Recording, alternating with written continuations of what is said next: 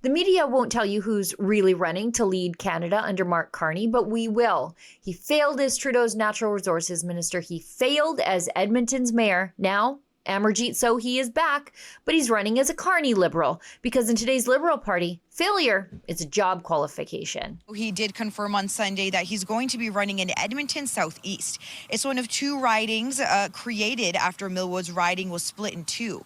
So he was the Liberal NP in the old Edmonton Millwoods riding. And he also served as a cabinet minister under former Prime Minister Justin Trudeau before losing in the 2019 federal election. So he says this is the most consequential election of our lifetime and that it's imperative that strong leaders step forward. So far, there are only 3 Liberal candidates running in Edmonton out of 9 ridings. What do you get when you mix radical ideology, taxpayer waste, and soft on crime policies? Well, you get today's Liberal Party of Canada, and our campaign at meetthe.liberals.com is going to show you exactly who's trying to run this country into the ground. Because while Carney's media cheerleaders are busy rewriting history, we are pulling back the curtain on the radicals, the elitists, and the professional failures being recycled under Mark Carney's Liberal banner. Meet Amarjeet Sohi. Now, you might know him as the mayor of Edmonton, but he just took a leave of absence to run for the Liberals, as if being the mayor of Alberta's capital city is just a placeholder consolation prize if he loses. Before he was spending Edmontonians' money on luxury furniture and climate junkets, he was Trudeau's natural resources minister and a complete and total disaster. He oversaw the near death of the Trans Mountain Pipeline with endless delays and red tape. Construction seasons were missed, investment evaporated, and foreign-funded eco-radicals got everything they wanted. Then came Bill C-69, the No More Pipelines law. So he helped ram it through without a single economic impact analysis. Zero, none, just like the activists wanted. And when people pointed out that environmental radicals were being hired into government positions, so he just laughed it off. He called it a conspiracy theory. According to David Staples of the Edmonton Journal, he said, "When I put this to Sohi in an interview and told him it had greatly eroded my trust in his government and its policies, he said, 'I never thought that you would believe in conspiracy theories.'" Well, that's pretty rich, considering Sohi's own chief of staff, Zoe Karen, came straight out of the World Wildlife Fund. Sohi even joined Trudeau's now infamous 2018 India trip. You know, the one where convicted terrorist Jaspar Atwal showed up to official events. And yes, Sohi was photographed with him. You couldn't script this stuff if you tried. But maybe the most revealing moment came when Sohi described resource workers as a threat to women and communities. That's how he sees tradesmen and energy workers, not as the backbone of this country, but as potential criminals. Our husbands, fathers, brothers, uncles, all just pre-rapists in the mind of Amarjeet Sohi. This is what he said.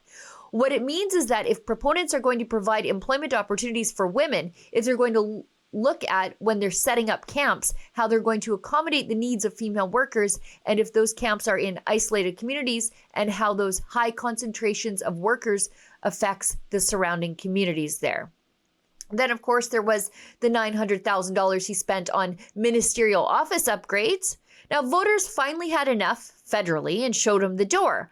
But so he didn't go quietly. He then ran for mayor of Edmonton and somehow he won. The results, of course, predictably awful. So he got to work wasting money. He spent $22,000 attending the United Nations COP27 climate summit in Egypt, while Edmontonians were struggling with crime, addiction, and inflation.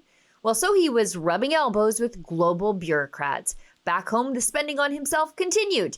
He approved $63,000 in office decor and furniture upgrades. Then he blew $183,000 on a personal security detail, all while ordinary families were being told to do more with less, and Edmontonians were becoming far less safe in their own community.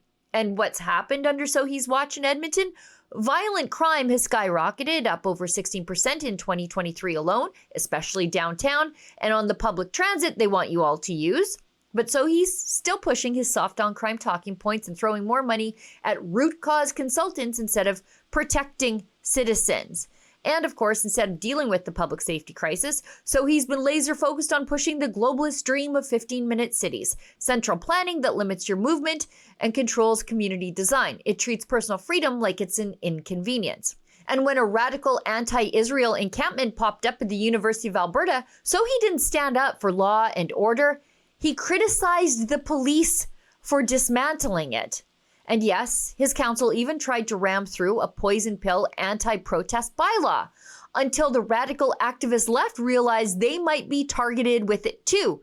And suddenly the whole thing was shelved. Now, after all of that, so he's leaving the mayor's chair, kind of, sort of, maybe not really, to take another shot at Ottawa. Not as a Trudeau Liberal this time, but as a Carney Liberal. Because failure isn't a disqualifier in this Liberal Party. I think it's a stepping stone.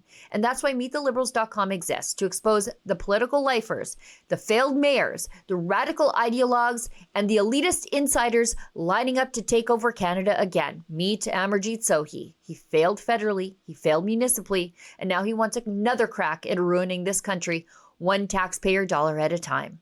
For Rebel News, I'm Sheila Gunn-Reid. To learn more about the radicals, elitists, and failures running to lead Canada one more time, please go to MeetTheLiberals.com.